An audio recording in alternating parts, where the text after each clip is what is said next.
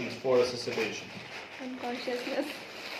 First, of course, it is loss of consciousness. Yes. So if not only patient which is treated in our department, but any person is unconscious. For example, we are going in the street, or in our everyday life we see unconscious patient, and we suspect that something went wrong.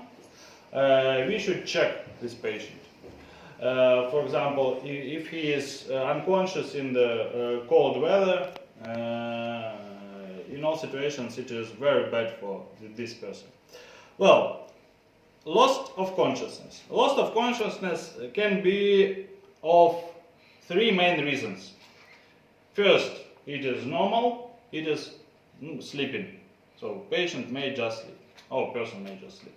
Second, it is spur or coma. So it is loss of consciousness, but main life supporting functions such as breathing and heart beating are present. And third, it is indication for resuscitation. It is clinical death. So it is situations when there is no consciousness and no life supporting functions. Well, how do we check consciousness? How do we check it? At first, we are not coming to the patient and starting shaking him, putting legs up or anything else. So at first we try to speak to the patient loudly. So how are you? What's going wrong? Or anything else. So we are trying to speak with the person. If he is not reacting, if he is not responding, in these situations we can shake on the shoulder. How are you? Ask these questions one more time. What's going wrong? How do you feel yourself? If he is not reacting, we can pinch the skin, pinch the muscle to make painful feelings. If he is not reacting on painful feelings, then we are going to check pupil. If it is not reacting on the light, if it is not constricting on the light, it means the person is unconscious. So there is no consciousness. After this, we are going to examine life supporting functions such as breathing and heart beating. So about heart beating, you remember where we find carotid artery. So I've spoken on the class about compression of arteries, so that we are using carotid artery also to examine the main functions of the organism. So we put fingers on the carotid artery, so we find sternocleidomastoid, middle part, to the inside from it. We put fingers in this region, and our face we place like this. So we try to hear and feel breathing on our cheek, and visually examine thoracic cavity, if it is moving or not. So for all examination, until the moment when we found the person to the moment when we state clinical death, we got 20 or 25 seconds, better less. If we state that it is clinical death, it is indication for cardiopulmonary resuscitation. So it is the main indication. So there are no other indications for cardiopulmonary resuscitation. But before starting it, we should remember about contraindications, yes? So there are some situations when we do not perform resuscitation. So there are 4 main contraindications. What do you think? What situations can be contraindications for resuscitation? How do you think? Biological death. Quite right. So first, and you're reading, yes? First and the most important, it is biological death. So we should divide 2 states of the body. It is clinical death. It is situations when occurred not more than 5 minutes. So it is clinical death. When heart stopped not later than 5 minutes. If a lot of time passed after heart stopping, heart failure, it means that it is biological death. So biological death got also its signs. There are 4 main signs of biological death. It is first, cat's eye. So actually it is the earliest sign of biological death. When we compress eye on a side, because it loses its rigidity, and we compress eyeball on the sides, pupil will look not like a round, but it will start looking like cat's eye. So it will constrict from the sides. First, cat's eye. Second, it is death spots or violet blue cadaver spots. It is kind of hemorrhages which appear in the lower part of the body. So if patient is lying on the back, it will be on the back. If on the side. If on the abdomen, they will appear on the abdomen.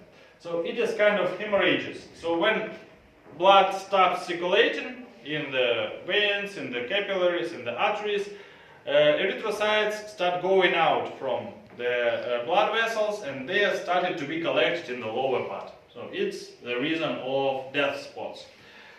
Second, it is death spots. Third, it is rigor mortis. So it is rigidity, inability of movement in big joints, in big and small joints.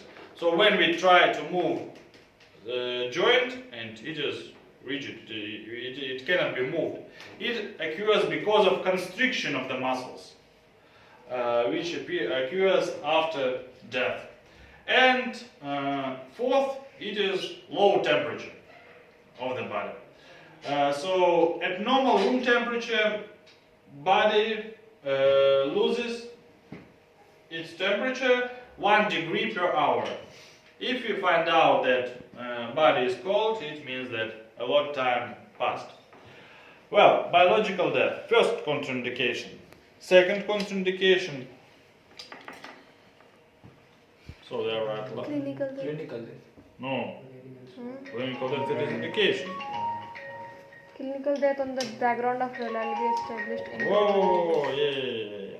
So clinical death in the situations when it is certainly stated final stage of incurable disease. So 4th stage of cancer, 4th or 5th stage of HIV, serious heart failures when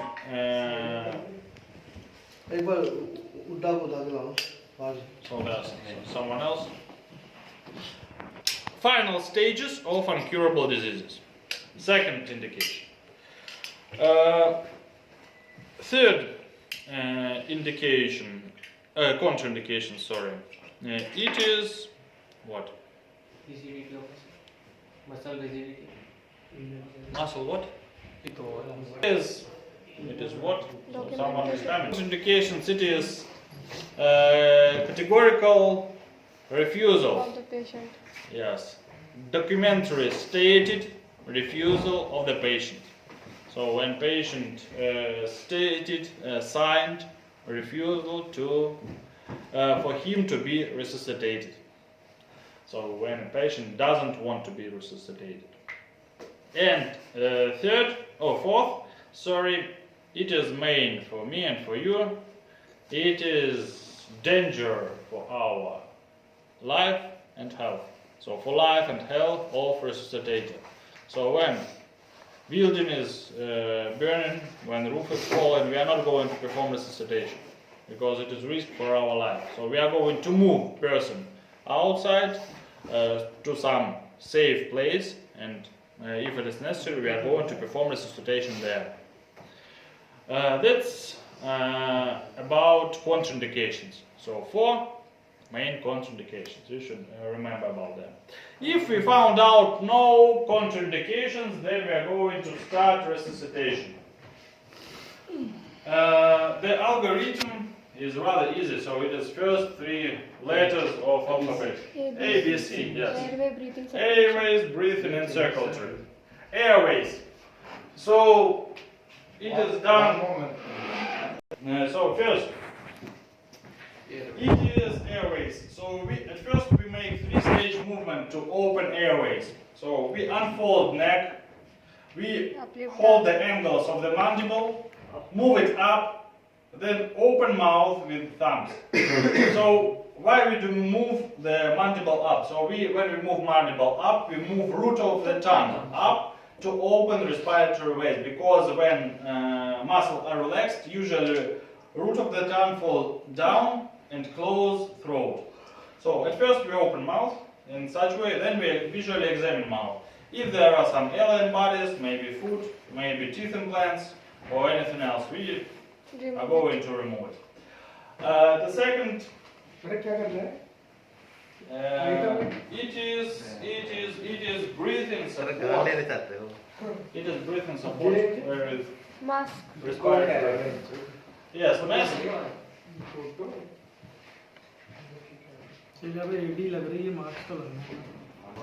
Respiratory bag. Ambu bag or respiratory bag. So we place it like this. So we hold the mandible up to open the respiratory ways and then start artificial lung ventilation. So we should hold it tightly, fixed to mouth and nose, and after that we perform artificial lung ventilation. That's it. So if we got no ambu bag, we are going to perform artificial lung ventilation with our mouth. So mouth to mouth. To hold airways open, we may use air tube. So air tube is put it in the throat to prevent root of the tongue from closing upper airways. And we are going to introduce air. If we got no such equipment, we just close nose, open mouth, put either special filter for artificial lung ventilation or just gauze material and introduce air in the mouth. So, and we should examine all the time if thoracic cavity, chest is moving or not. So if it is not moving, if epigastrium is inflated, it means that we are inflating air in the stomach.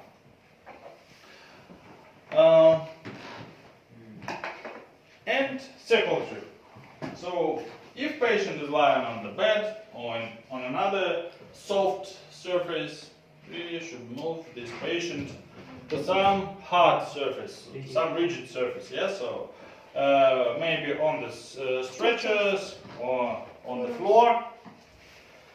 After this, we should find the way where we are going to perform compression. So we find the lower part of the stern, put two fingers, and two fingers up from the lowest part of the stern, there will be place of compression.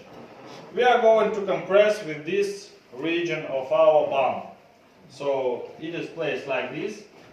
Another hand can be placed like this as you feel comfortable. Hands should produce direct angle with the body of the resuscitated person in such way. So in such way we can only relax our spine, and compressions will be performed with weight of our trunk. So we just doing like this. First 2 or 3 compressions should be examined, because rigidity of thoracic cavity of young persons and old ones, of children and grown-ups are different. So that is why at first we are examining. After we understand how rigid thoracic cavity is, we start to perform compressions. Compressions should be 3 or 5 centimeters depth in such way. So we're performing. What can be wrong if person is lying rather high? So if we put hands with acute angle, we are going to perform compressions with force of our hands, and hands will get tired very soon. That is why it is not right technique of indirect heart massage. The frequency of compressions should be 100 per minute. If there is only one resuscitator, ratio compressions to breathings should be 30 compressions to 2 breathings. That's it. And how do you think, for how long time are we going to perform resuscitation? How much? 30 beats in. What? 30 beats for 3 minutes. 30 beats for 1 minute. 3 to 5. No. For how long time are we going to perform resuscitation? So 3 to 5 times. But long minutes the Time, time. 3 to 5 minutes. 3 to 5 minutes. For 30 minutes. If it is not effective, if there is no spontaneous breathing or heart beating, we can state biological death. So if resuscitation is not effective for 30 minutes, we can state biological hotels. That about resuscitation. That's practical. And of course, if we are performing resuscitation in the hospital, as soon as we found a person in the state of clinical death, also, of course, we at the same time should start resuscitation and should call ICU. So, doctors from ICU. Well, now some words about anesthesia machine. So, at first, there are different gas tubes, yes? So, some different variants of gas tubes, yes? So, the anesthesia machine got different gas supply. It is oxygen, it is nitroxide, it is trillium, and so on. Gas can be passed either from central gas supply, so from the tubes which are placed on the wall. Gas tubes, either it can be central gas supply or it can be balloons. So balloons got rather high pressure, so 46 atmospheres. That is why to reduce this pressure we can use reducers. So to prevent pressure damages or bronchs and lungs, we are using reducer. After this, to make mixture of gases, we need to have rotometric dosimeters. So the rotometric dosimeters control the flow of the gas. So how much liters per minute? 0.2. So after this we make mixture of gases. After this, if we are going to use respiratory general anesthetic, we need to have vaporizer. So vaporizer, the place where fluid respiratory anesthetic is changed into gas. So then anesthetic is mixed with gas and then goes to respiratory circuits. So actually here it is removed, but it consists of tubes, valvulas, mask. And mass. Yes, that's right. That's it. So there are 4 types of respiratory circuits. First, it is open.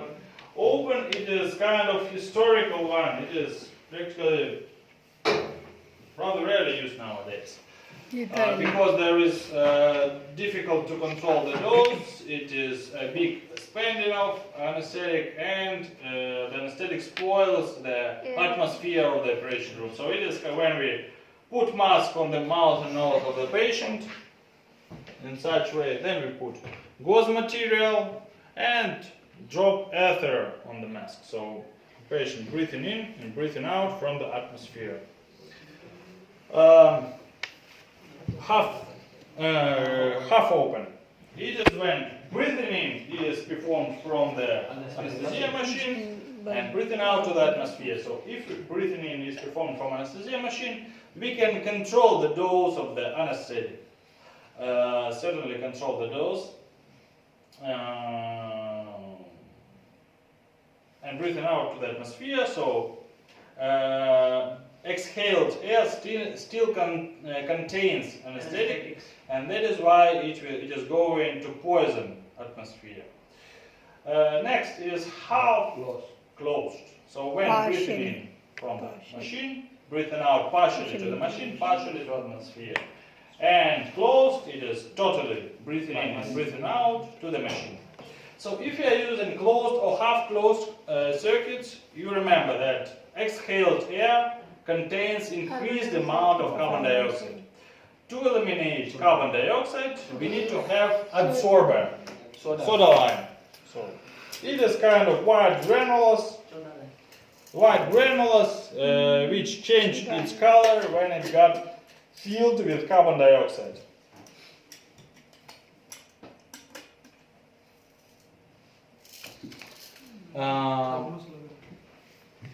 That's it. Another equipment which is used for resuscitation and for general anesthesia. It is variants of artificial lung ventilation. So it is